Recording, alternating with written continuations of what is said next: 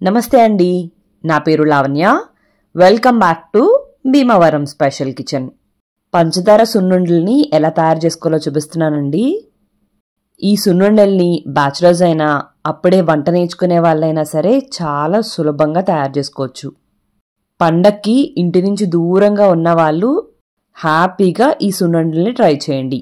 మరి దీని ప్రాసెస్ ఏంటో చూసేద్దామా? ప్రాసెస్లోకి వెళ్లే ముందు చిన్న లైక్ ఇవ్వండి.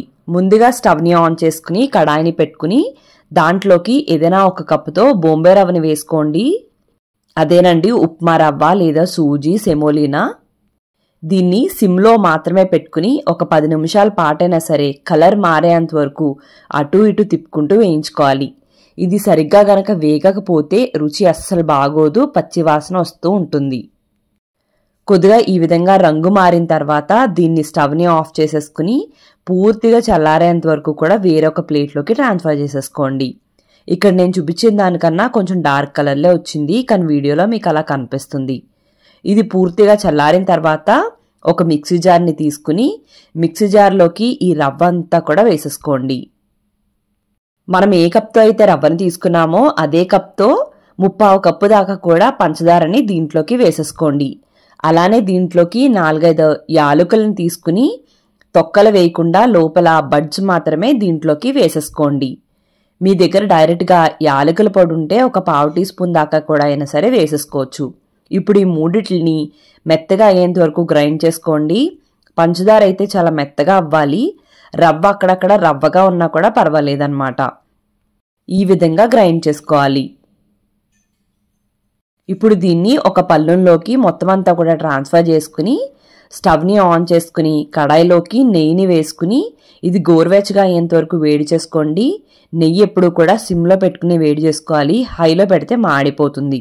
నెయ్యి కొద్దిగా గోరువెచ్చగా అయిన తర్వాత ఈ పిండిలోకి కొద్దిగా వేసుకుంటూ కలుపుకుంటూ చూసుకోవాలి. వేడిగా ఉంటుంది కాబట్టి ముందు గరిటెతో కలుపుకుని ఆ తర్వాత చేత్తో కలుపుకోండి. ఈ పిండి కొద్దిగా తడిగా కొద్దిగా పొడిగా ఉంటే నెయ్యి సరిపోయినట్టండి. లేదంటే దీన్ని ఉండ చేయడానికి ట్రై చేయండి, ఉండ ఈజీగా అయిపోతే కనుక నెయ్యి సరిపోయినట్టు. ఇలా కలుపుకున్న తర్వాత దీన్ని కంపల్సరీ ఒకవైపుకి ఇలా నొక్కేసుకోవాలి, లేదంటే నెయ్యి ఆరిగిపోతుంది అనమాట.